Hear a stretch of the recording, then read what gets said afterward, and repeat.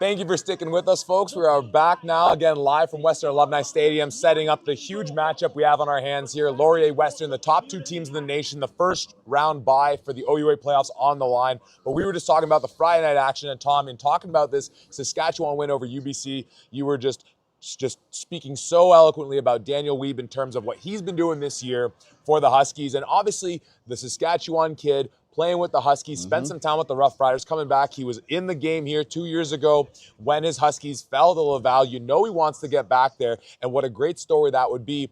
And the performance he's been able to do with, as you alluded to, the fact that Anton's been in and out of the lineup, that his partner in crime and Rhett Varva's been out of there. Obviously, having a guy like Riker Frank, that helps you out a lot. We talk about how the run, the pass support one another. I guess at this stage, given that Anton's missing in the last two games, and given that we've seen, Peltier fall off a little bit with the hot start that he saw, it feels like maybe similar to what we're predicting out of the OUA as a battle between a running back and a receiver. We're going to see duke it out in this matchup here in the Ethans and Dolby and in Jordan. Does it feel like the MVP matchup in Can West has come down to Marshall Erickson and Daniel Wiebe at this stage? I think it has to be honest with you. I mean, Anton Ammerud, I think, would be the front runner in Can West. We predicted that, obviously, a few weeks ago ourselves. But with him being out missing a few games, obviously, that's going to really hurt your MVP chances, if not take them out altogether. And the other guy on this field, like I mentioned previously, I think Daniel Wiebe is one of, if not the best athlete that's out there. I think the only thing that might hurt him is the fact that he doesn't have Anton Ammerud throwing at him, and that's not a disrespect towards Jake Farrell. It just means that Anton is just that much better. He is that great quarterback, and in that top five, if not top three, in quarterbacks all across the country in our eyes. When you look at Marshall Erickson and you look at what he's been asked to do from day one, Noah Peltier will show flashes of brilliance. He'll show a 300-yard-plus game and 3 touchdowns against the UBC squad, and then go out against another team and throw for 130 yards and maybe a couple interceptions. So there's a lot of up and down with him. He's had a lot of question marks as well, just talking about how good is he really? Is he that championship-level quarterback that Regina has looked for? I think he answered a lot of that. And yes, obviously last year, but when you going out, we're battling all the elements here, folks. I don't know if you heard that, but we're battling all the elements. But when you look at what his production has looked like at Noah Peltier, you say, I don't know what that looks like. And then you look at Marshall Erickson, and you look at everything that they've asked him to do, and he has come through for them every single time. He's been a stout running back. He's got a great offensive line running in front of him. I think this is honestly Marshall Erickson's to lose if Anton Ammerud is out of the MVP race.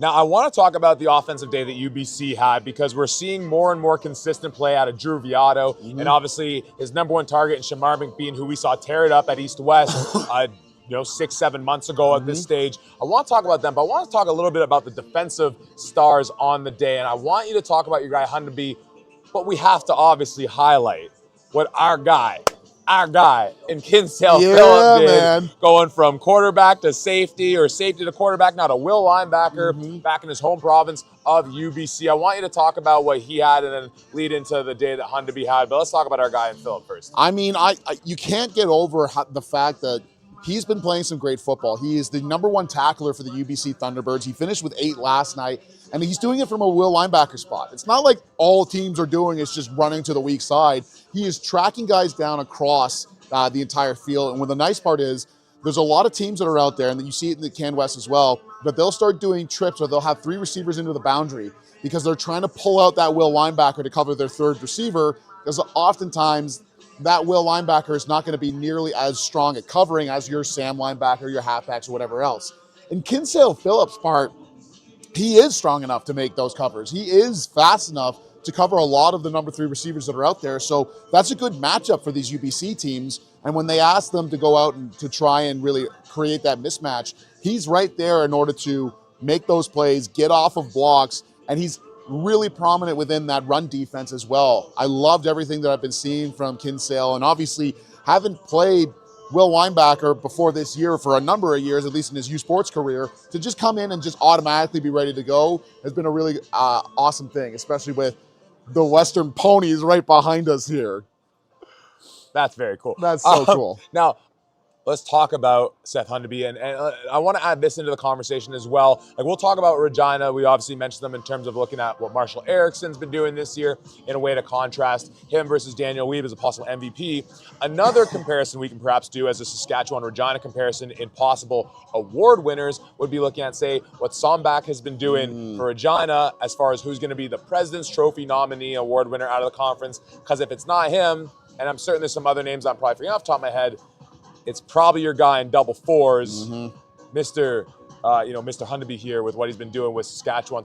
Take us through the day he had filling up the stat sheet. I mean, you look at the stats: 6 total tackles, 1 sack, 2 tackles for loss, a forced fumble, and an interception. This dude is all over the field. Now, I will say that interception was a gift. Drew Viotto's rolling out; he gets hit as he's thrown. It could not be more directly in front of Hundeby, but still, he has to be in that spot. He has to be reading that and all that stuff. What really impresses me is that he's able to make plays anywhere on the field. And what I mean by that is not just that he's coming from his linebacker spot and he's strafing. They line him up as a defensive end at times. They ask him to line up in the middle of the A-gap and then blitz. And he's able to do that consistently against some of the best offensive lines that you'll see in the Can West. He's making guys miss, and he's really doing his thing. He looks supremely impressive. He's got that fifth-year strength, that old man strength, as you're coming out of university here. He's got the athleticism and the know-how. The football IQ is at an all-time high. I am so high on this kid, Seth Hundeby, I think he's easily the best linebacker that's out in Can West. Now, whether or not that interception was a little bit of a gift, overall, strong day for Drew Viotto. And when we go back to that first game from him, the number one thing that was so apparent is that the arm talent is legit. He's a big dude out there. He moves well, navigates the pocket, can move off platform. 21 for 33, 306 in the air, 1 touchdown. Yeah, the one bad decision to the interception and hooking up with his guy, Shamar McBean, 7 times for 144 yards. Earlier in the year, we saw them go a little back and forth with Derek Angle. It seems like they very much locked into Viotto at this stage. And despite the loss, depending on what happens elsewhere in Can West this weekend, playoffs are still a viable option for these UBC Thunderbirds. Does it feel like Viotto's their guy at this stage? And what have you liked so far from his progression, seeing them go a little back and forth at quarterback to seemingly settle in on Viotto at this stage? Yeah, I really like Drew Viotto. I think Derek Angle is a great quarterback, but Drew Viotto has the arm strength. He's got the capabilities, and the athleticism is also showing. He's able to roll out and sprint out and get those deep balls out to Shamar McBean, out to Trey Montour, and he looks really impressive while he does it. I think some of the struggles that he had coming into this year, as we've detailed before, this is his first time playing Canadian ball in like 7 or 8 years because he went down to the U.S. He was playing in his high school, and then he also was playing a little bit in the States at the university level. He comes back to Canada, and he's got Kahari Jones, as the offensive coordinator, and he's calling up a good game. But it's going to take some time for him to just get used to the speed of the game and get used to the differences in terms of the changes and the motions and the extra player and all that stuff. He looks like he's really settled into his own and gotten back to this. The only reason Derek Angle comes back into this game is because it seems like at one point Drew Viotto is dealing with something of a hamstring, either a cramp or something along those lines. He does come back into the game and finish things off, but 21 for 33, 306 yards, a touchdown and interception. That gift to Seth Hundeby, like I was mentioning, he looks really, really strong, and I'm only anticipating he's going to get better and better as things go on.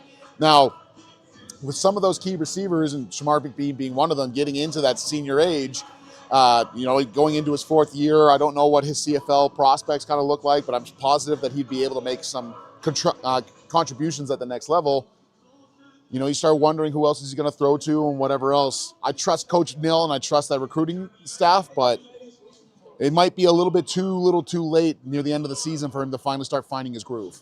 Well, and when you were talking about Viotto's journey to U Sports and to that UBC Thunderbird program, there was the part of me that wanted to jump in. Well, we're going to see a kid today with a similar track record, and especially with Anson being out, he has a case. And of course, talking about Cal Wither of being arguably the best quarterback we have throwing it right now in U Sports. Of course, Cal came into a bit of a deeper war chest of tools to throw it around to than what Viotto did. Really exciting to see what they're doing. As we said, when we talk about the other matchups happening today, you'll see kind of why the playoffs are still a viable option for UBC, but they need a couple bounces to go their way. Let's dive into the action we have happening today on the Saturday. Let's start with our OUA games, and we're going to start with a game coming out of the Royal City where Guelph, coming off the bye week, is hosting the York Lions that last week hosted these very Western Mustangs, and it didn't go so pretty. You know, the 28 points for them was definitely a point of emphasis for them to be able to score that. I think what was getting bandied about on social media is it was the most amount of points that had been scored in Western by York in however many decades. Yeah. We talked a little bit about why we thought that was the case in that game, a lot to do with how Western was scoring so quickly and the fact that York had to rely on Keegan to get some of those big plays out, and obviously they still executed. And it highlighted some concerns that we've had about Western, and we'll talk about that later. But I think we have to start with this game with who is now back in the lineup for these York Lions, which, as the Griffin in the house, has me a little concerned for this one. Yeah, having your best defender, Brody Clark, confirmed to be back in the lineup against the Guelph Griffins. And this is a defense for York that has really struggled since his departure, but he is the focal point for this defense. I'm positive he might have benefited from an extra week off or some more rest for sure, but with their playoff hopes on the line, he's back going into this game. That creates a lot of issues here for a Guelph Griffin offense that has shown flashes of brilliance, but has not been consistent enough for our liking. Obviously being at that 2-5 mark, not that it's all on that offense, but certainly not where you want them to be fully. I will never get over how cool that is. But you start looking at what Brody Clark brings to this York Lions defense and how he's going to be able to change things up. Now suddenly when you're sending somebody off of a blitz, he's going to be able to get home. He has the speed to get home if he is 100% healthy. He's got the strength to deal with an outside tackle, an offensive lineman who's going to try to come out and block him. And he's also good enough to cover guys in the second level. I think Kirill Nyari did a great job while he was in there, but Brody Clark brings another level to this defense. And if he is back at 100%, that's going to spell some difficulties for a Guelph team, especially a Griffin offense that is still missing Ethan Pyle and will rely on Riley Brackenberry to be in on that starting O-line group. To me, the speed that he brings into that defense is second to none and is where I think we saw teams really taking advantage of them. As you mentioned, it limited their ability to bring pressure, but then even trying to play a little more base, which I'm sure you can speak to, just kills Greg Knox on the inside to try to leave his guys in coverage and in a more base look. It opens up so many options for them, whether he's coming off the edge or whether you send other people because he can cover so much space with that speed. Now on the Guelph side of things, and you mentioned the injuries on the offensive side of the ball, still having Brackenberry in there, and as you've highlighted, he's looked really impressive in there, and obviously having Stretchinger back in and moving him into center has really opened things up. A Guelph team that sneakily has been running the ball really well this year. We've talked about the injuries to Caleb Sargent. We've talked about the injuries to Donovan Maloyev. We talked about the fact that we're still left wanting sometimes with Isaiah Smith. Obviously, the versatility they can use him with and getting him out into space, using him as a receiver, it's obviously for the benefit of the offense as a whole. No doubt a lot of those rushing yards are a product of what these quarterbacks can do. We know, obviously, what Marshall McRae can do when they bring him in for those specific packages, but also Tristan Aboud. But the thing I want to throw to you as far as like thinking about this York defense probably being in its best of shape it's been since the start of that MAC game with Brody healthy. It's now taking on this offense here where so much of what we saw from Tristan's running ability was a product of he's sitting in a clean pocket against these Golden Hawks, taking it back to week one again and saying, I got nothing going on downfield. Let me take off. We've seen him been banged up. We've seen Marshall McRae been banged up. And the fact that they're having to do that now against a revamped York defense with Brody Clark, again, maybe he's not at quite 100%, but we know how lethal he has in there. What do you make of that matchup with what Guelph's been doing so far, running the ball, sometimes out of necessity, both in terms of not getting too effective a passing game, but also their quarterbacks taking off as a result of not finding guys and having Brody back in the lineup? Now, with no Donovan Malloy for the Guelph Griffins as well, that's a big one. That's a huge one. However, Caleb Sargent being back in this game is also a big piece. And again, we've mentioned this before, I don't know if Isaiah Smith knows just how big and powerful he is. I would love to see him take the ball, put his shoulder down, and run through some dudes. I know that he's got the strength and the ability to just jump over top of some people, but like let's see about running through a couple of guys as well. You're just kind of really establishing yourself there. But I still think that there's a ton of upside for this Guelph Griffin offense, even with Brody back in. Yes, Pyle's not in here, but Brackenbury, like you mentioned, has been playing well. Mitch Stretchinger at center is still one of the best offensive linemen that you have there. And then Tommy Barakis at that left tackle spot. He's going to make sure that Aboud's got a lot of time to be able to throw the ball. I'm not concerned about the protection of the run game for that. Again, we come down to how well are those receivers going to be able to play. Now, this is a York Lions defense, especially in that secondary, that has struggled as well, relying a lot on sending extra pressure, 5, 6, 7 guys from that Noxie front. Foxy Noxie sending his pressure, as you know.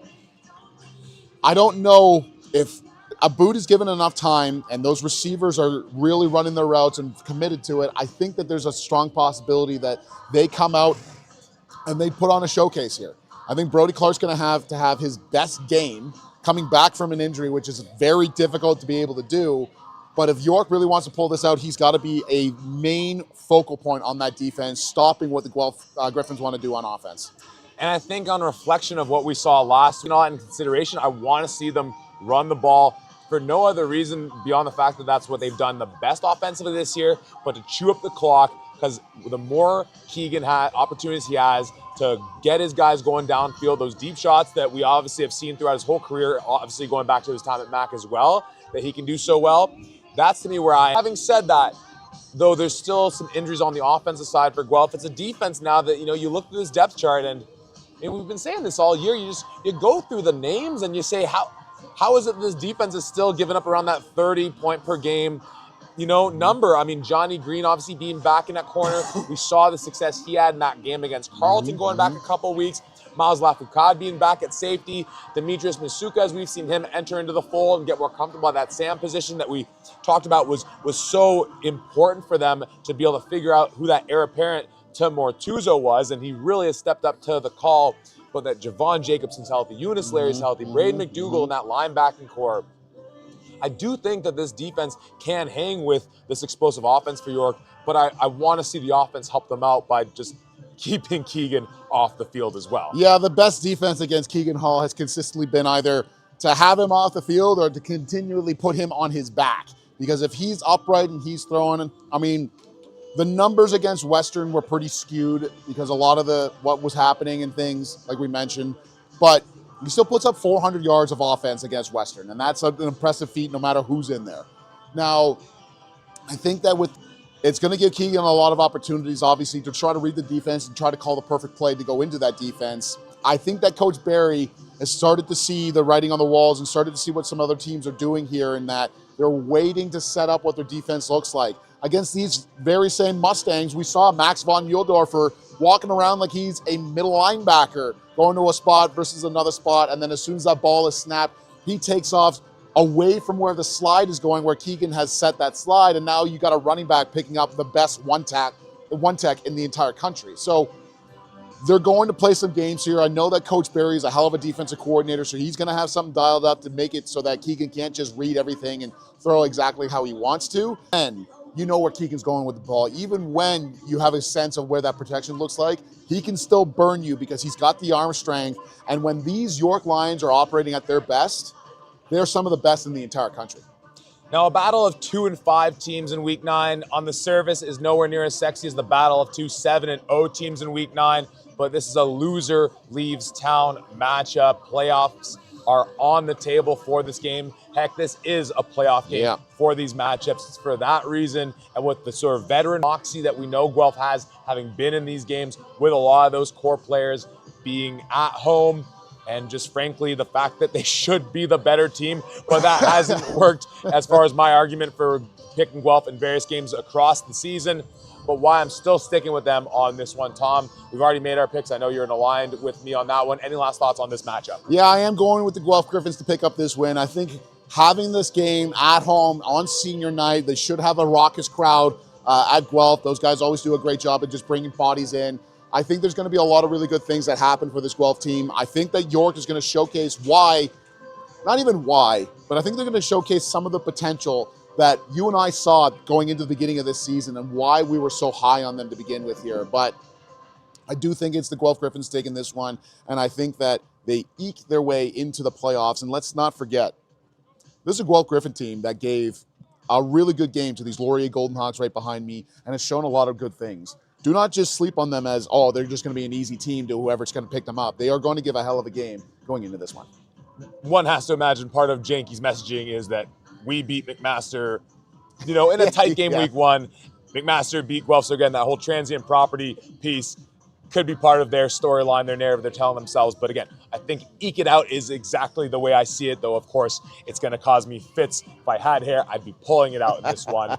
Let's take our talents to the nation's capital, where the U of T Blues, coming off the bye, are going in and take on an Ottawa Gee-Gees team that has really fallen apart since they played this Laurier team about 3 weeks ago so uber competitively, or about 4 weeks ago because they went on the bye. They then play in that Panda game where they looked, beyond the fact that they lost against Carleton for the first time in 7 years, they just showed certain signs of, it's not immaturity per se, but just things being not as tight as you'd expect from a coach Marcel Belfait club. And we've obviously seen with Ottawa, they're usually so buttoned up. The special teams units looked poor. Josh Jansen, who I was heralding as clear top 5 quarterback in all of U Sports. By the numbers, you might still make the argument for him. But from what we've seen of the last couple weeks, sure, he led a nice comeback against Windsor, but fell short. And yeah, that's a Windsor defense that's arguably as good as anyone in U Sports.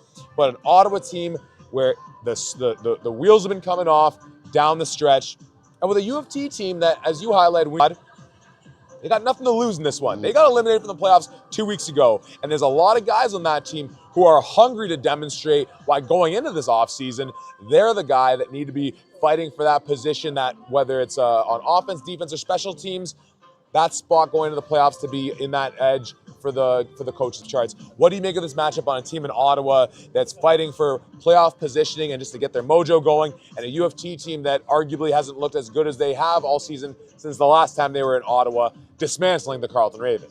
This is a squad that has given us a lot of headaches, not even just because of the team that's on the field, but a lot of those Varsity Blues fans who have consistently tried to come at us saying, oh, I can't believe you're picking against them. Remember what happened in week one? Yeah, guys, we understand. You showcase hasn't gone the way that you were hoping for in the remaining parts of this season, but exactly like you mentioned, there's a certain level of danger against a team that doesn't have anything to lose, that can just pull out anything and only wants to play spoiler. Now, obviously, no matter what, even if they win this game, they are not going to be able to bump Ottawa out of the playoffs. Will take away a home field advantage that Ottawa could potentially have in this one if they get that win, and I'm sure that's a sweet enough victory for these Varsity Blues. But when you showcase the talent that they have, especially on that offense, what Scott Barnett was doing with his receivers and Chris Joseph and Jake Otsine was really amazing. It truly was. But that's kind of been found out, and there's a lot of teams that are out there saying, you know what, we got the recipe here. And I think it honestly started with Coach K-Mac in that Waterloo game, when you see like, hey, there's only like a 5-person box here. There's only like 2 or 3 D linemen, and it's just Michael Omaseni back there. Yeah, Scott Barnett, why don't you start taking off? And then a few hits from Omaseni, you're going, okay, maybe you stay in the pocket. Maybe you don't want to take off. But when you rely on your receivers to do everything here, you double cover both of those guys and you say, I'm going to dare you to run the ball, that's going to put you in a tough spot, especially on this Ottawa defensive secondary. While they are not as good as they have been in previous years, Denny Ferdinand and Patrick Cumberbatch are still one of, if not the best, 1-2 punch in that defensive secondary on the boundary side. So I have to imagine that if those guys are going to be mobile at all, where's Otsine, where's Joseph, you're locked down, I got you this entire game, and seeing what's going to happen from there. Now, let's not forget, in that Panda game, Frederick Hatchie had a lot of great success on that field side corner and field side half, obviously getting away from Denny, getting away from Cumberbatch, but still, if Scott Barnett has the arm to consistently throw those outs or throw those corner routes to the field side, I think that there could be a lot of great potential for this U of T offense, and I'm hoping that they brought another wrinkle to this offense, because if you come out the exact same way as you have been, it's going to be a lot of the same. And when we've seen some really nice play from Nicholas Dion at safety for them, and I think much like you described how Coach K-Mac with Waterloo was really able to just dare them into running the ball, and it didn't work out too effectively for them. I think Ottawa for starters, with our guy and Riley Hildebrandt in the middle, holding it down, just eating up gaps left, right, and center. Louis Prince off the edge, who's been having a good year for them. Daniel Briere in the middle, and allowing them to be able to say, exactly as you were alluding to, getting a little more support to the wide side of the field, taking Jackson Brashear, who's had one of the strongest years from a Sam linebacker that we've seen across OUA, both enabled to play and run support, play in coverage. Just ask my Guelph Griffins about that from when he took one to the crib against them late in the game. It sealed the deal. I'll be really interested to see how they use him effectively and maybe giving U of T, again, some of those light boxes and seeing if they want to hand the ball off or let Barnett get a little rumbling with it on their side of the ball. Tom, there's so many games we have to get into, including obviously the Battle of the Titans here. We're both on Ottawa on this one, I believe. No changes on that one, though. Again, U of T has shown a lot of moxie, a lot of just pride in how they've handled the last few weeks. I talk about it often. I walk past Varsity Stadium when I walk home from work. The energy there has been awesome. Love what Coach DA has done with this team. And we know that they're building. And they've certainly taken steps from what we saw from them last year, where at times we just felt like they were so hapless on offense, and not to mention, of course, some of those great guys on defense that we really like from them as well. Final thoughts on this matchup, because we got to talk about some of these other games. Yeah, we got to get to it. We're approaching up on game time pretty soon here. I like this Ottawa squad. I think that they got to pull their heads out of their butts and play like the GGs that we saw a few weeks ago against these Laurier Golden Hawks. And if they can get to that spot, they're still one of the most dangerous teams in this league here, but need to see it. Got to see him come out, got to see him execute. You're on a bit of a 2-week losing streak, like we talked about on the podcast. If you go into the playoffs losing 3 games in a row, I don't care who you are, that's a very difficult spot to be in. So I'm hoping that these guys can truly get back to form. But once again, U of T, who knows what you're going to see, but it's Ottawa in this one. Let's say our time to Kingston, Ontario, host of a game that if we weren't here live, and then if we weren't in Quebec, if we couldn't go to Quebec City as the second choice of game, this is a very competitive third choice that we would be at. The Queen's Gold hosting the Windsor Lancers, arguably as hot a team we have going right now in the OUA, and one could probably even make the case in U Sports, as we've come to expect with these teams under the tutelage, the mentorship on Sir Selly, and of course, what defensive coordinator Patrick Donovan has been doing with that defense. It starts on the defensive side of the ball. And what a battle of the Titans when we talk about Coach Donovan versus Coach Beckmanis and all those, we overuse the word dude, our dude, he's a dude, but just a battle, an assortment of dudes on both the defensive sides of the ball, in the secondaries, in that linebacking core, on the defensive front, all levels. These defenses are stacked, and I can't wait to see, after we watch this one live, can't wait to see the bloodbath that we're going to get from Richardson Stadium today. Yeah. Bunch of guys being dudes out there. Dudes being, absolutely. Could have said it better myself. No, but this is going to be an outstanding matchup. This was a Windsor squad that we mentioned at the very beginning of this schedule, having to go to Ottawa, come back home, and then go to Kingston to end off the season. After having had the first week bye. After having the first week bye, whoever set up these schedules for Windsor, I don't know if the Don pissed them off or what, but that is a hell of a schedule to have. And then you come out and you look at this and you say, well, we handled that first week bye. We gave Laurier a hell of a game after that first week. We showcased a lot of stuff. Then we went to the nation's capital and we took care of business. 30-24 final, Windsor coming out on top on that. And not only that, we talked about this run game. We talked about how impressive they look. Wavy Mumbo easily looks like one of the best running backs in the league. Andrew Delaney back in the lineup as well in this game. That is a massive piece to going into this one. And confirmed, still no Justin Pace. Now, Justin Belanger has been doing fantastic work. But without Pace in there, that is a huge, huge loss for this Queens team that has been having to deal with that I think this will be his 3rd game in this setting. Sounds like he'll be back for the playoffs, and regardless of what your feelings are and if that should happen or should not happen or whatever, the fact is he is not in.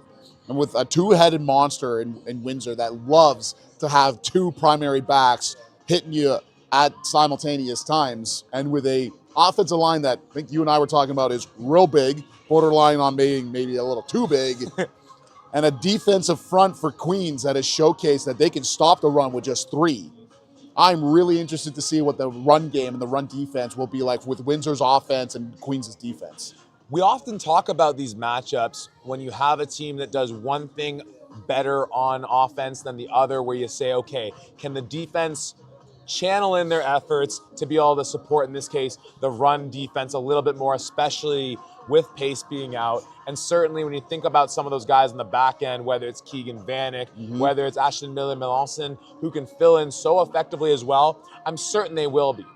So with that being said, the question I think that's going to be on on everyone's mind with this game, especially just thinking about with playoffs being on the doorstep, is can Nick Domovsky, like a sports media talking head, but I guess that's literally what I am, can he step up in this one in a game where you have to imagine Beckmanis' sole purpose with Pace out and with, as you mentioned, Delaney back into that rush game and that big O-line? Can Domovsky go against with an assortment of receiving talent that we really like? Kareem Cotton, Colby Ginn, so many of these guys that performed so well. And seeing Domovsky comfortable taking those shots, which is great to see. He's got the confidence in himself. He's got the confidence in his guys, but he's not always executed. Is this the game? And it's, it's in Richardson Stadium. It's, I believe, Queens' homecoming to boot. And with some players in that secondary, Jared Seaway, Ian St. Arnaud, obviously Miller-Melanson, all these guys in that back end. But that even if Queens commits a little more of the run game, Nick Domovsky's time to really step up and show why Windsor can have a legitimate chance to get into at least a semifinal game and possibly give a team, I don't know if we don't see him really have that showing that we would like to see. Maybe it comes out in the playoffs, and we've seen that happen before, but want to see it at least once. And if he can do it of all games against Queens, that puts Windsor into a very interesting position as that fourth team in. We thought it was Guelph being there with Queens, and then we quickly saw it was Ottawa. All the while, it's been Windsor all along, perhaps, but we want to see a bit more out of Domovsky before I think we can say so declaratively. Yeah, and you talk about, of all the weeks where you want to try to come out and showcase your arm talent, you're going to try to do that against Queens. This is a hell of a challenge for this young man. On the year so far, 1,700 passing yards, 66% completion rating, 2 touchdowns to 5 interceptions. You don't love to see that, surely, but he's had a number on the ground. They've relied on this run game a lot, and obviously Windsor's defense has allowed this offense, even while it's struggling, to stay in the game and to be competitive here. I think you're absolutely right. If Windsor wants to win here, they are not just going to be able to run the ball 40 times and squeak away a win. I think this Queens team, not only is their defense not going to allow them for that to happen, but this Queens offense, I think, is going to go off today. I know that this is a Patrick Donovan defense, but something about this, something a little extra in the air for these Golden Gales. There's a bit of a gale happening here in Western Stadium here. I like this Queens team, and I think I've been critical of Alex Vreeken for a while now, and it's because I think he is one of the best potential quarterbacks that we have in the entirety of U Sports. I just haven't seen that consistently enough for him. I think he goes off in this game. I really think that if Windsor has a chance to come back and pull off the upset, Domovsky has got to be a significant part of the offense. He doesn't have to be a significant part of it. When you about the sort of gale force winds that we're getting here, obviously at Richardson Stadium, those winds seem to swirl around a little bit, which doesn't lend itself too effectively for the passing game. And obviously for Queens, Kasari in the back, the best rushers, and with that O-line, Nicholas Henning, as prominent as anyone they have in front of him, we certainly know they can run the ball. And a guy that we've talked about all season long that's really got on the page for us, the play of one Piccioni in the middle for them. And we know in the back end, John, the Bobby Springers of the world, but what Piccioni's been able to do, and this is going to be arguably his biggest challenge of the year. We know, obviously, he did an extremely effective job hosting this Mustang team and stifling offense to arguably as good a job as anyone's done all year. Home to 15 points on the day. I mean, home without the end zone, albeit. That was his finest moment. To quote a former coach of mine who's on the field here, and Coach Galloway, that's got to now be your worst game. And to me, what we've seen from him so far this year, yes, he's a rookie, but he is the straw that stirs the drink of that defense. but he's clearly at the epicenter of that Pat Donovan defense. Yeah. With these vets behind him, they clearly have the trust, the energy and enthusiasm he brings to the table. At least tell me from he's not fazed by the moment. And I really look forward to seeing what he can do in trying to slow down this Russian attack for Queens, because obviously, as we were kind of expecting based on the we're getting here, if it's a not really fun day to be passing in it, you know that Queens is going to want to pound the rock with Kasari. And how Piccioni can hold it down the middle, to me, is really going to be a telltale sign for whether or not Windsor can hang in this game. 100%. And I think a big part of Piccioni, he's going to need Braxton Johnson up in front of him to have a monster game. If those offensive linemen for Queens are just able to get up and get at Marco Piccioni, we mentioned about this a little earlier, I think actually week 1 with Western versus Queens, and what Pace is able to do on this defense. If Piccioni is constantly having to deal with Queens offensive linemen coming at him, I think that he's strong enough that he can get off of that, not be falling off of that. And that means a 4 to 7 yard play rather than coming downhill free to potentially either make it a 1 to 2 yard gain or even a loss on a play. So I think that his defensive line in front of him is going to have to have a monster game. But exactly like you mentioned, even despite that, Piccioni is a phenomenal backer. He's been doing a lot of really good things with this defense. And a defense that, again, we say, well, surely they're going to have to fall off a little bit here because they're losing this guy. They lost Claudia Moosin. They lost Maceo Christmas. They lost Devin Verasuk, for crying out loud. And what's that? Oh, no, they still lead the league in sacks with 33. This is defensive production that has been happening, not just from Piccioni, but from this entire defense. Patrick Donovan is easily one of the best defensive coordinators that we have in the country here. What he's been able to do with Windsor year after year has been nothing short of amazing. And Piccioni is definitely one of those guys, and the main guy, if anything, to really drive that home. So if he can stay clean, if Braxton Johnson and the rest of that defensive line can eat up those double teams for Queens consistently, stopping Jared Kasari is never an outright thing, but if you can limit him a lot and force it on Freakin', that gives you the best chance for sure. And this is a Windsor defense.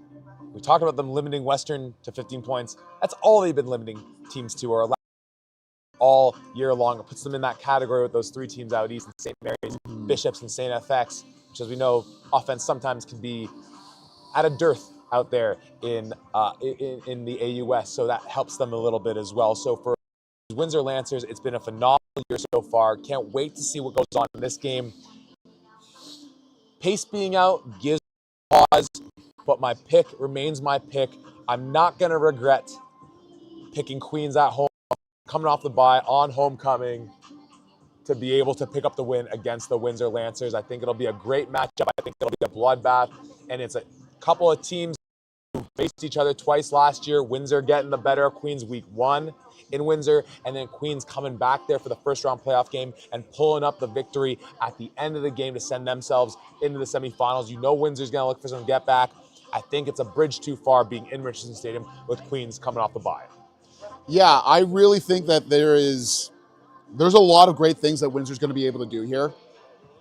But this is Queens. This is at home at Richardson Stadium, homecoming setup. What they've been able to do so far this season and showcasing why they are that cemented at that number 3 spot. We've been going back and forth at who's 4, but we know 1 and 2, those guys are right behind us, and number 3 has pretty concretely been Queens. I think they come away with this win. They do it in front of a homecoming crowd that should be an outstanding one. Those engineers on the field with their jackets doing that whole stuff will be sung throughout the stadium. Queens takes this one. Let's move into our final game before the crown jewel of OUA football for the week. The Carleton Ravens heading into Hamilton to take on your McMaster Marauders. Tom, a matchup that, again, similarly to some of these other games we talked about, getting to learn a bit more about who's up and who's down for the clubs. This is one that, frankly, we made our picks already. We both were on your Marauders in this one.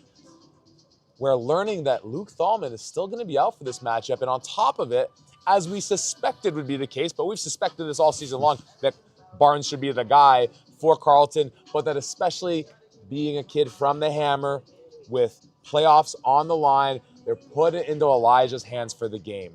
Man, oh man. I still ultimately, we talked about this on the drive up here when we learned about these things, I still ultimately have more confidence generally in Mac across the board. But sometimes football is as simple as who's that coach, who's that quarterback. And we talk about the quarterback play. Yeah, Jamie Barisi did some nice things last week, filling in for Thalman when he left. But just as far as who do I prefer between Elijah Barnes and Barisi, I certainly give the edge towards the Ravens in that regard. Yeah, and I'd have to agree with you. And to be honest with you, even if Luke Thalman was playing, knowing that Barnes was up, I'd still probably go with Barnes in that setup as well. Now, I like this defense a lot for McMaster. I've said that a number of times here. Isaiah Shields confirmed to be back in the lineup, as well as Carter Bladd. Oh, okay. Carter Bladd being back in that lineup as that safety spot, I think will add another huge piece to that defense. A defense that has done a lot of really great things with first and second year guys, fifth year, confident man being in the back end of that. I think it's going to give a lot of capabilities here. And if he's 100% ready to go, then that creates a lot more potential for what this Marauder defense could bring to this. Now, looking on the side of the offense, the word that I've been getting a whole lot is that Luke Thalman, certainly McMaster offense, but Barisi showcasing a lot of athleticism. He's the guy they brought in a lot to take off and run. He's the quarterback sneak guy and everything else. And despite everything else, he had a pretty solid end of the game against Waterloo. He threw for a couple touchdowns, or at least one touchdown. He was doing a lot of really great things for them.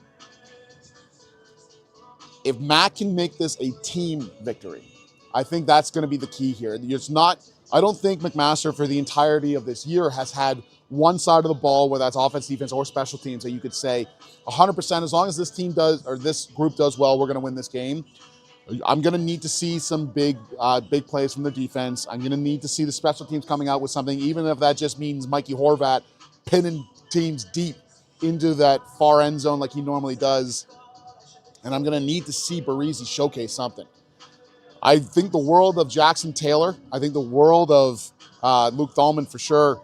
But Aiden Nemeth and Everett Reed have showcased a phenomenal 1-2 punch between the two of these guys, and I think they're going to continue that on, and they're definitely going to have to be very prominent in this, especially with the Carleton Raven defense that has been playing very well, but is still missing 5 starters. No Chris Tupin, no Schneider Cave, and no L. James Agamudo to begin with. Those are massive names not to have on here, so this offense got to be able to produce. On the special team side of things, certainly give the edge to Mac. Defensive side of things, certainly give the edge to Mac. And you mentioned Carter Bladd being back in there is such a big piece, not just because of the just raw football acumen he brings to the table, just who he is as the player, but with a young defense. We talk about, you mentioned Isaiah Shields being back in there, our guy Antoni Sestanovich. And obviously with a guy like Zachary Payne being a young guy as well in there, as well as on that front line. And him as that veteran presence, one of these last connective tissue pieces, maybe the only last connective tissue from that Yates Cup team.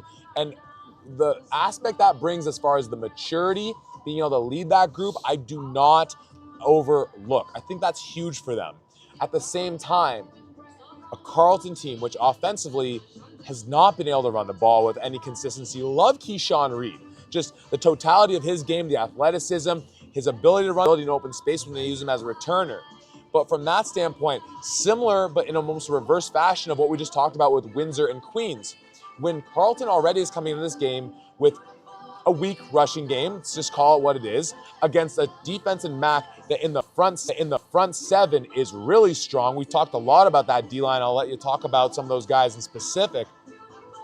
And with Elijah in there, you talked about Frederick Hatchie. We obviously know what Tristan Reddy can do, what Dante Spadaccini can do, especially with those Jets. This is going to be a game where if Carleton pulls up the upset, and I'm still going to call it an upset, it's going to be much like we saw in Ottawa for the Panda, a game that is on Elijah's arm, on that southpaw left arm of his from start to finish. And I do think he can do it. Whether he will on this game, that's to be determined. I still think Mac has the edge on it because there's too many other things in the game where you give them the edge. But this Carleton team, as we saw last year when they gave us so much reason to be optimistic, the game was so electric. And obviously, that was a team that's still Canadian in Kasim Ferdinand in their midst as well, and that's obviously huge. But what an amazing moment this is for Elijah. He's already been on the biggest stage in the Panda. He's now coming into this game trying to cement his team locked into the playoffs with a win for him at home. I'm still picking Mac. For you being my friend, I want to see Mac winning it, but I also just have that piece of this could be a legendary way / U Sports moment for Elijah to be able to pull this win off. Defense banged up as badly as it is. Hendo in the back end, Jake Henderson's played great for them, but we know how tough it has been for them to slow teams down at times. It all comes down to Elijah against that defense for Mac. Yeah, it really does. And I think that Elijah Barnes, once again, we talked about Barnes and what they bring and everything else, but Barnes and the arm strength that he has, the ability to get the ball to anybody, anywhere on the field, cannot be overstated on how impressive and how important that's going to be into this game.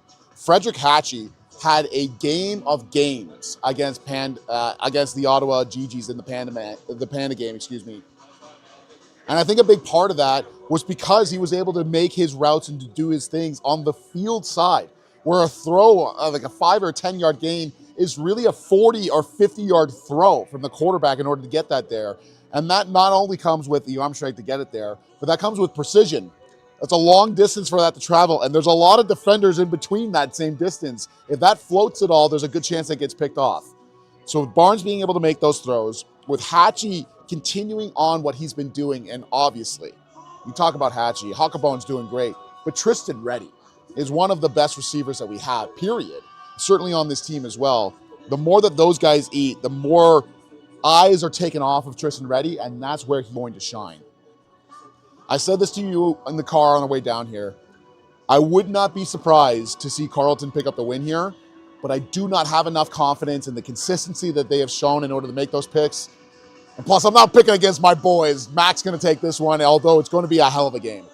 Well, Tom, according to the scoreboard here at Western Alumni Stadium, we are 55 minutes away from kickoff. It's a beautiful day. It's a beautiful matchup we have on our hands, and we got to get into the breakdown of it. Let's do a much quicker look around U Sports. Obviously, we're going to land on that Montreal-Laval game, hang out with that one for a little bit, because obviously, well, it's Montreal and freaking Laval. We got to talk about that one.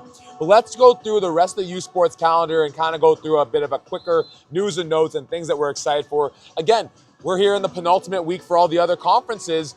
There's a lot of playoff, stakes on the line with these games. Starting with the two matchups out east, Mount Allison going to Acadia, Bishops going to St. FX, game in which Mount Allison fell to Acadia earlier in the season, a tight matchup, and of course Mount A coming off that amazing win over St. FX. Acadia's been looking strong so far this year, though. Obviously in the win column it hasn't been, as reflected in the win column, but some good things they're doing defensively. And then in our other matchups, Bishops going to St. FX. We saw Bishops pick up that win earlier in the year, but as we talked about, against a Silas Fagnon-less team in those X-Men. But of course, we saw Fagnon not being able to get the job done against those Mounties last week. Yeah, it was in Mount Allison, but frankly, that is a moment that I think, again, that really has defined this season for AUS football, a St. FX team that's been a bit hit and miss, a bit Jekyll and Hyde at times. Huge playoff stakes on the table for both these games. Obviously, if Acadia picks up the win, they secure that fourth spot in the playoffs, and Mount Allison will be eliminated. And for Bishops and St. FX, especially for St. FX, with the St. Mary's Huskies teams waiting for them next week coming off the bye, like, if they want to be able to host a playoff game, they got to take care of business against Bishops at home today. Yeah, huge playoff implications in the AUS with both of these games going on here. Mount Allison and Acadia, two teams that have very much struggled. I mean, we were joking beforehand. We're trying to find the passing numbers, and on a page that shows 25 and there are only being 27 schools, if you have to go to the next page to find them, it's not a great showing, but they're still able to get the job done last week against Mount Allison, that is, last week against St. FX. A massive win in front of their seniors on senior night. Amazing thing to see. I think that Mount Allison's going to be riding that high and going to be a very dangerous team to play against for these Acadia Axemen who are going into their senior night as well. For St. FX and Bishops, this is a St. FX team, especially with the core, Bussey and Fagnon and Harrington, that previously won 3 Lonely Bowl straight. We're at the very top of the AUS, and we're consistently in those conversations. I mean, we talked about it a numerous amount of times, but I'll never get over. They were so close to pulling up the win against a Saskatchewan Huskies team just a few years ago led by Mason Nias. I think this is a squad that's really going to focus on getting back to form and getting back into where they were, and a Bishop squad that struggled unbelievably against the St. Mary's squad as well. I like St. FX in this one. I think they're going to take the win and reestablish themselves, or at least getting into that fighting spot to get back into the Loney Bowl and to win that thing again. At the end of the day, for both these clubs, they need a bounce-back performance because, as you alluded to, Bishop's not for the second time this season having a really tough outing against St. Mary's, but St. Mary's has been doing that to darn near everyone in the AUS, except for, of course, these bloody St. FX X-Men. So, I mean, the AUS has been, it's been topsy-turvy, it's been up, it's been down, it's been wild this year. Let's talk about Can West. The other two games happening this weekend. We got Calgary going to Manitoba and Regina going to Alberta. Tom, for Calgary and Manitoba, it's a Calgary Dino team that we've seen some really high highs, some really low lows overall, less inconsistent than they've been positive on the whole this year. And a Manitoba team we've seen beat up a little bit. We saw Jackson Tuchinski miss their Regina game earlier in the year, and they really didn't stand a chance. But a run game with Braden Stubbs that can still be really effective. They're hosting the Dinos, and frankly, they really need this win right now with, again, even the UBCs of the world. And Alberta's still nipping at their heels. I mean, Alberta's in a tough one hosting Regina in this one. I don't really expect them to pick up the win, and I think it might be the game that firmly eliminates them from the Hardy Cup playoffs. But for Manitoba and Calgary, both these teams still very much alive in the race. And again, much like we talked about with York and Guelph, whether it's exactly the same caliber of a playoff game in the regular season as York and Guelph is, pretty darn close to being those same stakes for this matchup between the Bisons and the Dinos. Yeah, you talk about the only word that we were really able to say about this Calgary team was that they were weird.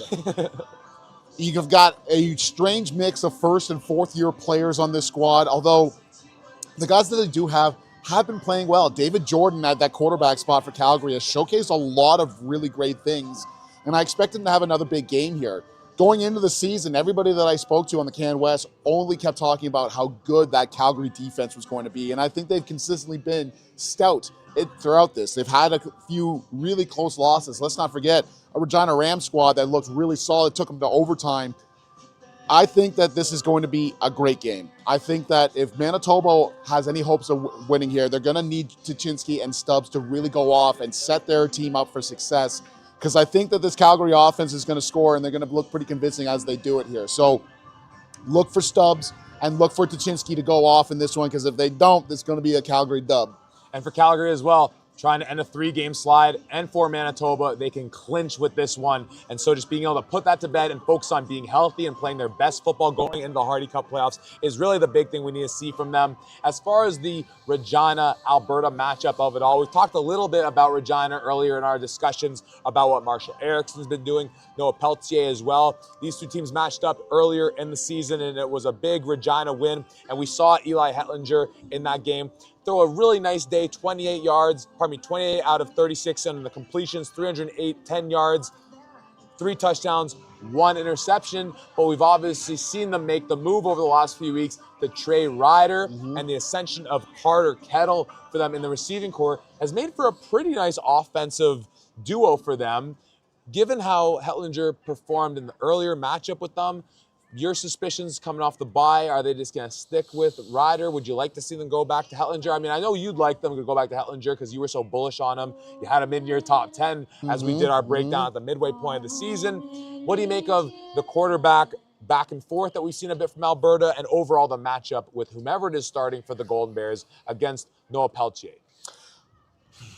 I think that Trey Ryder is going to be the guy going into this. I think they're going to try to continue riding the hot hand, although Eli Hetlinger, I think, really showcased a lot of really great things here, and I think he didn't have a true chance to showcase his abilities against a UBC squad getting their first win of the season that struggled a lot defensively.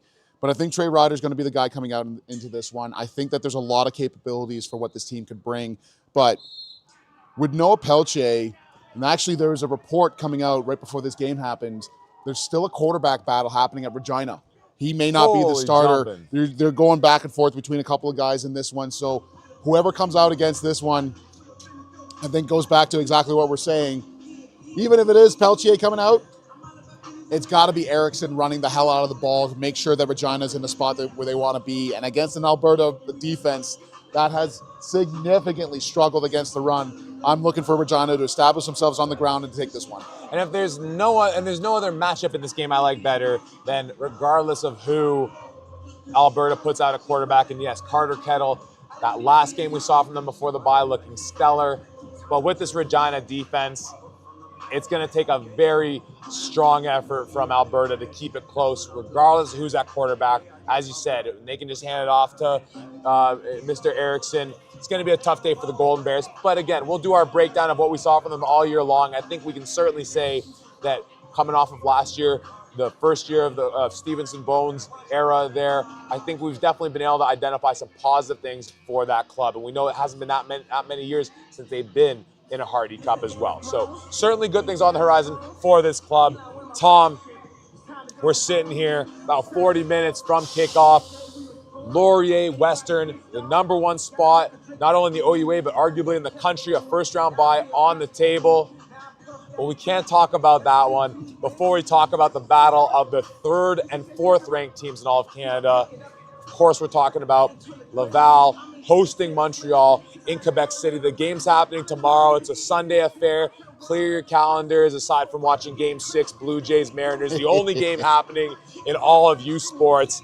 We saw Montreal get the better of Laval earlier on in the season. We saw a heck of a game from Young Pepe for Montreal, and we saw maybe the only mistake Arnaud Desjardins made all year long, and the interception that Elijah Creme truly made him pay for and taking it back to the crib. But overall, a game I did not feel terrible about as far as what Desjardins did on the day. And as we were made aware of after the fact, we probably should have known going into that one, just winning in Montreal in general has been a very tall task for, well, darn near anyone, but certainly for Laval.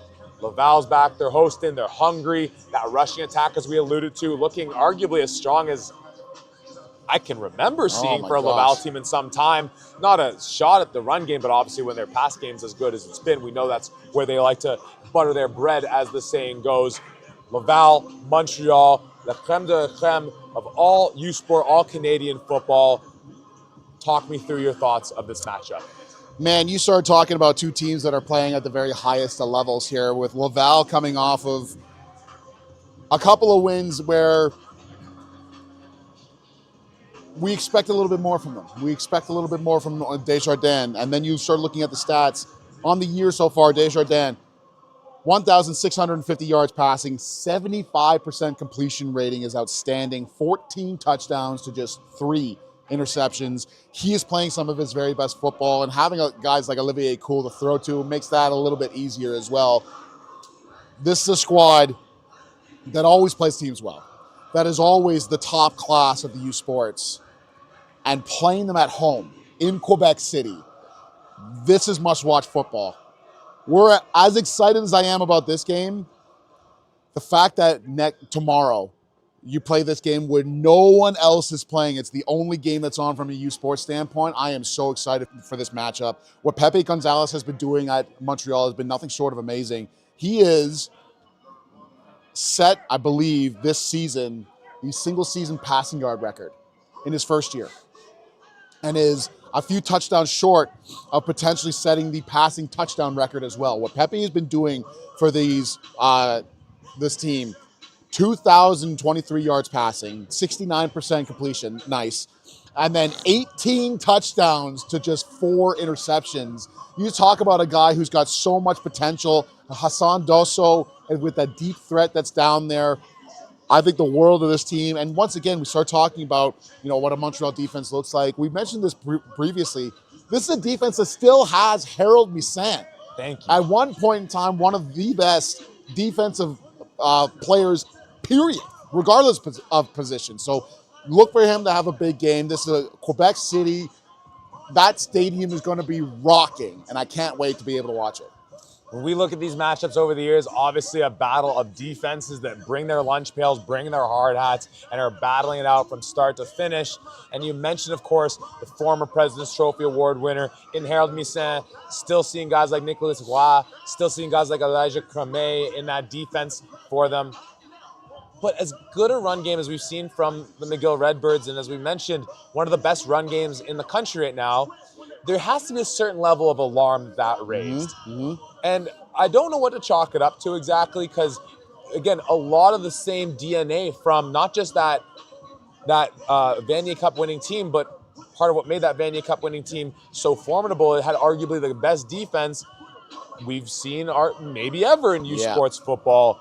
With what we've seen in the ascension of this rushing attack from Laval, and maybe it's just based on matchups, to say styles win fights, that they just knew that against some weaker opponents in Concordia, who they played in back-to-back weeks, I believe with their bye splitting it up, that they could hand it off to Vital, they could hand it off to Roy, and they could just be able to, proverbially keep Desjardins, in the garage a little bit longer, knowing that, the veteran player, the veteran arm, the numbers don't jump off the page just based on the talent and what we know of him. I'd still say he's the best we have in Canada. Again, this is a young man taking the field today who probably has a pretty good shot at being able to steal that title from him. But when you think about the run game, obviously we've seen in the past versions of that for these teams, but typically more of that pro-style offense, the same way we see in Can West. OUA typically is the outlier in how we love to run the ball. Do you think that Laval's going to come out with a bit more of that emphasis, given what we've seen out of Montreal's defense, getting maybe exposed isn't the right word, but seeing maybe a little bit of a crack in the armor, specifically with how McGill ran the ball on them twice this season? I think that, well, certainly you can watch that game and say, wow, this is a team that looks really incredible, and a squad that really struggled against the run. I think more so when you watch those games, I think that just speaks to the outstanding capabilities of ELR and Jerry Momo for McGill, rather than, they're susceptible to like a power run game or something along those lines. I still think that Mathieu Roy and Angel Vital are going to have good games here, but I think it's going to be supplemented when focusing on that passing game. I think you win this game on the arm of Arnaud Desjardins. He's got to be slinging the rock for you guys and finding his guys. And yes, we talked about he didn't have the best game last time they played. 33 for 45, 309 yards, 3 touchdowns, and just the 1 interception. I'd say that's still pretty damn good. But I'm going to need to see more from him. I'm going to need to see more from Mathieu Roy. This offense is really going to have to go off, because this is a Montreal offense themselves that in that last game, Pepe Gonzalez, 25 for 34, 344 yards, 2 touchdowns, no interceptions. Really showcased a lot of great things. In the special team side, they had a lot of good stuff as well. So this is not just going to be an easy victory. It never is when both of these teams play, and especially in Quebec City. Man, I can't wait for this one. You mentioned the special teams aspect. Philippe Boyer, of course, another remnant from that Vanier Cup winning team. No, I in the moment, I did not put that game on Desjardins, aside from the fact that, hey, he made the one mistake, that crucial mistake. It cost them a terrific season he's been putting together, a little quieter, less splashy than we've seen over the years. But he's winning ball games. He's putting his team in a position to be able to have success. And to me, the guy I really want to see pop off to go along with the success he's going to have is your guy in Olivier Cool. The numbers have been there this season, but I feel like there hasn't been just the Olivier Cool game where we're putting the league on notice of right, this guy might be the best we have in the business. He's a professional route runner. He's got the speed, and the connection he has with Desjardins is as good as any 1-2 punch that we have in all of youth sports. I'm really excited to see him pop off today, especially if Montreal feels like they need to commit a little bit more into the box to possibly slow down a rushing attack that Laval might come out and attack them with. Tom, we don't typically pick the games with this one, but final thoughts in this matchup before we start talking about the game we have here, and maybe we'll pick some winners as well. Yeah, I mean, you start looking at all of the capabilities that these teams have, the history, the everything that goes into this game. I am so excited to watch this game. As I've said, I think this is my 4th time saying it, because I really am so excited. To me, I think Harold Missin is going to have a big game in this one. He's been too quiet this entire season so far. We haven't been able to see him really pop off here. I want to see him really start to explode and showcase why he was one of the most prominent figures on that record-breaking defense just 2 years ago. But it's going to come down to Laval at home. I'm taking the Rouge et Or to take this one. I'm right there with you, my friend. Laval is a darn near impossible place to win at. You've had the experience of playing in that building. You know what that's like. You can speak firsthand to that. Tom, we've got a lot of purple on the field behind us. Top 2 teams in the nation, about a half hour away from duking it out. It's Western, it's Laurier, as we set off the jump, as we said in the preview pod. The winner of this season matchup over the last 2 years not only went on to win the conference at the end of the regular season, but went on to host that coveted Yates Cup trophy that all 11 of these teams dream of going into the season. The battle of the 7-0 teams, the battle of the Ethans, Jordan for Laurier, Dolby for Western, both of whom have dreams of being dubbed the MVP and the possible Heck Crichton Award winner for all of you sports.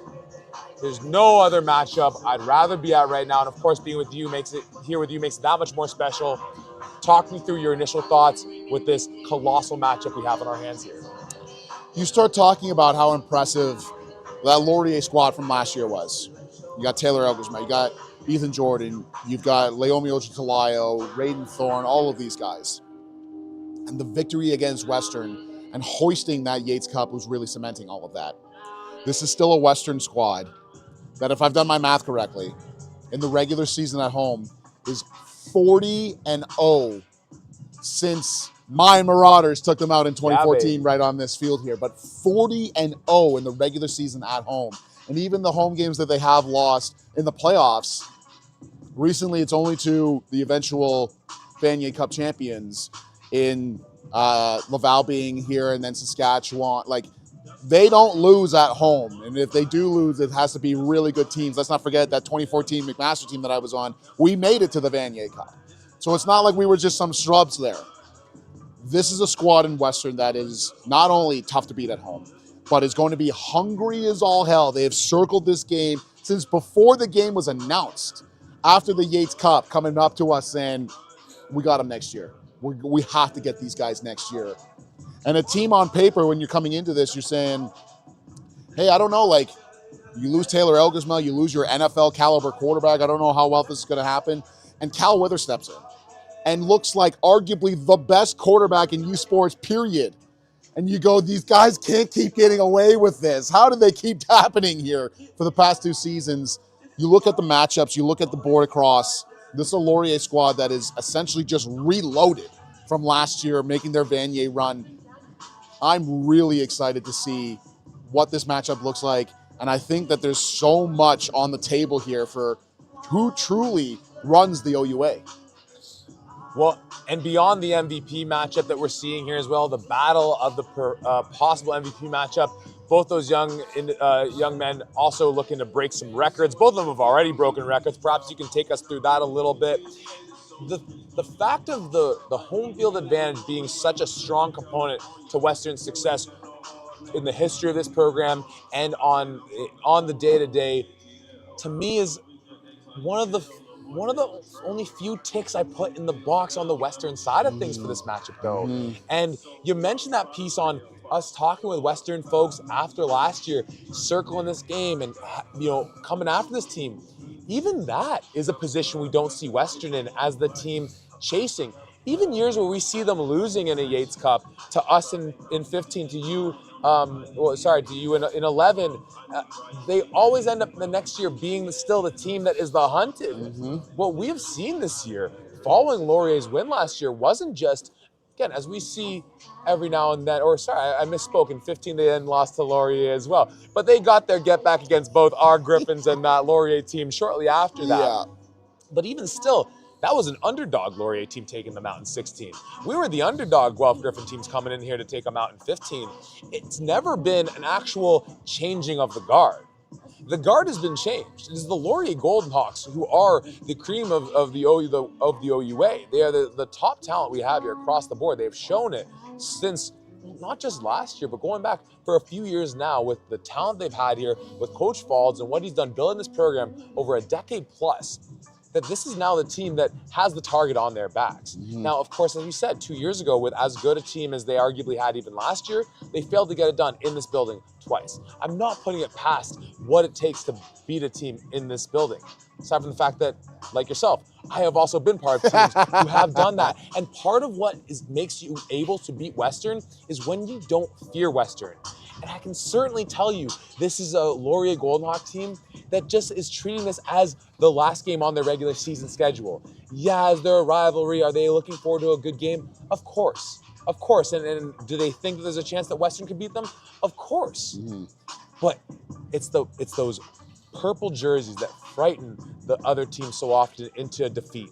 And maybe it's because Laurier also rocks the purple that they just have no fear of that beautiful color. But to me, and we'll go through more of the matchups one-on-one, like it's been Laurier as the top team we've had in the OUA, and that's persisted even, frankly, before they hoisted the Yates Cup last year. Yeah, I certainly agree with you here. One of my favorite things that we heard just before we started the broadcast, talking to a few of the Laurier coaches, the message coming out, and I love this for so many reasons, but primarily, well, this is football. We are Canadians at the end of the day.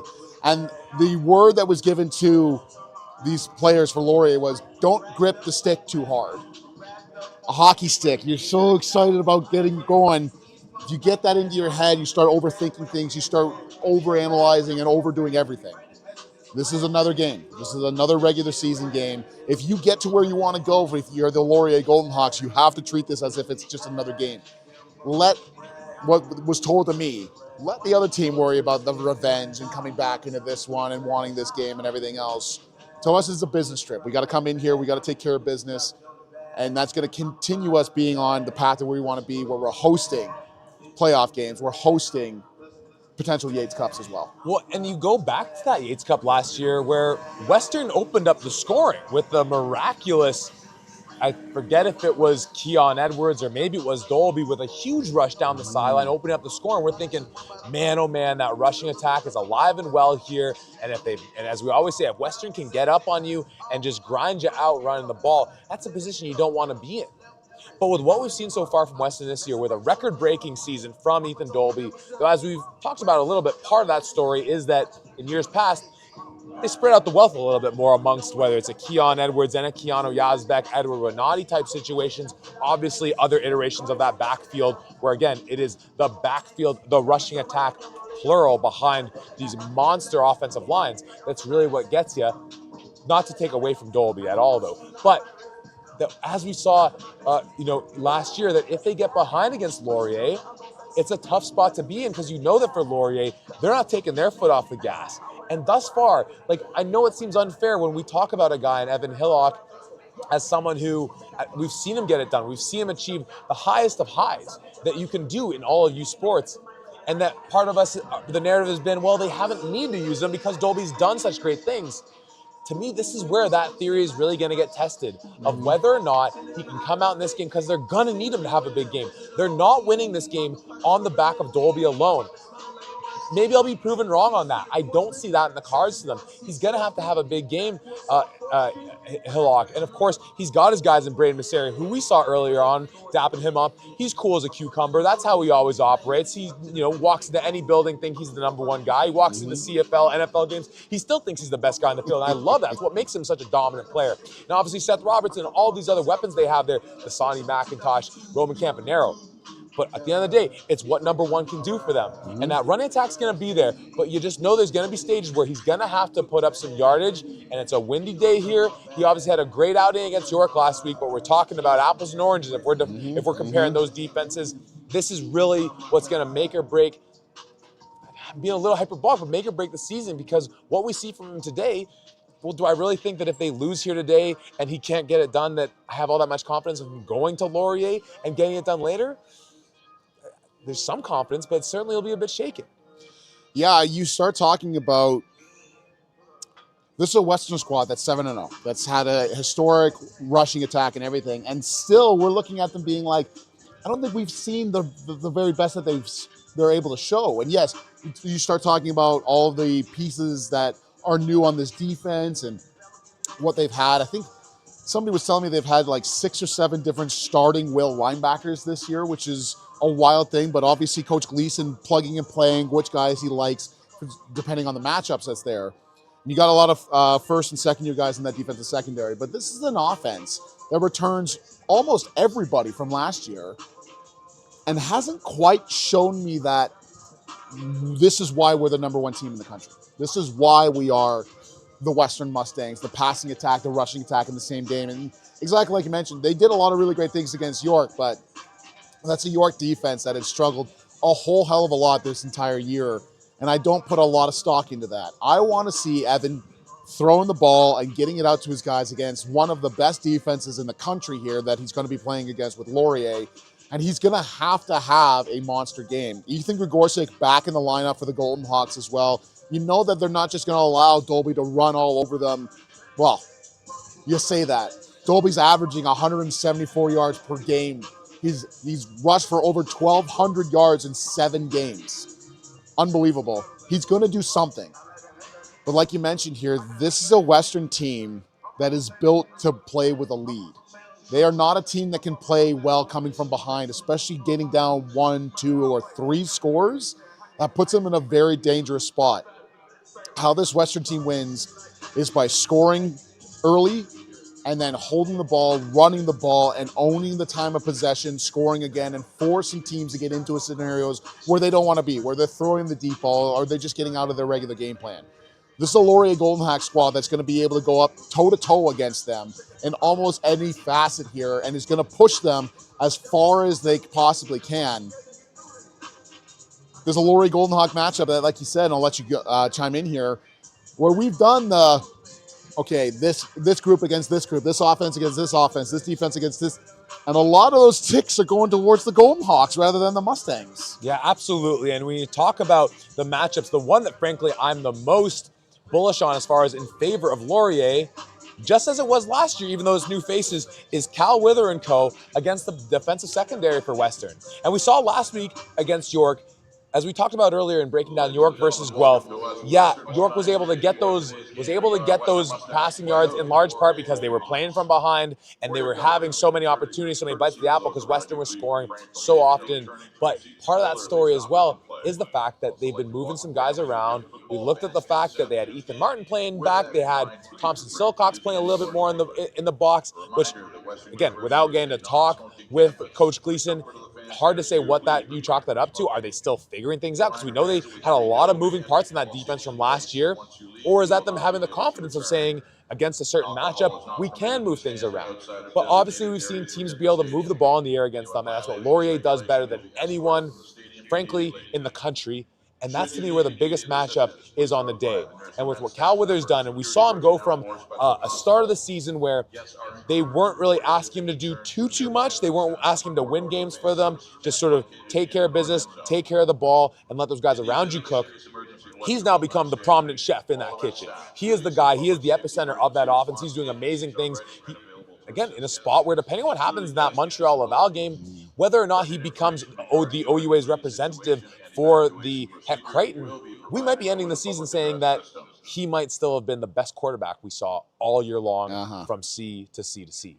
Yeah, what Cal Wither has been doing has been nothing short of amazing. And while, yes, you can say, it's funny because we've mentioned this a couple of times, but it's that same adage of, well, you know, Ethan Jordan was really great last year, but he had Taylor Elgersma throwing to him. And now it's the opposite. Cal Wither looks really good, but he's throwing to all of these guys like Ethan Jordan, Leone Olcha, Talaya, Ryan Hughes. And you're going, yeah, but look at the ball placement. Look at where he's throwing the ball. Look at how smart he's been with the ball. He's thrown a few interceptions, but like we mentioned earlier in the season, it was largely not his fault. Balls hitting off of his receiver's hands, popping up into another defender's hands and things of that nature. Cal Wither has showcased why he is one of, if not the best quarterback in the entirety of youth sports here. And he may not win the OUA MVP, like you mentioned, because you got a guy in Ethan Jordan who's really doing his thing, and you got a guy in Ethan Dolby who's really doing his thing. But he is easily in that conversation. And I think that's going to be on full display here when he's going against a Western team that, like we've mentioned, replaced a lot of guys in that defensive secondary.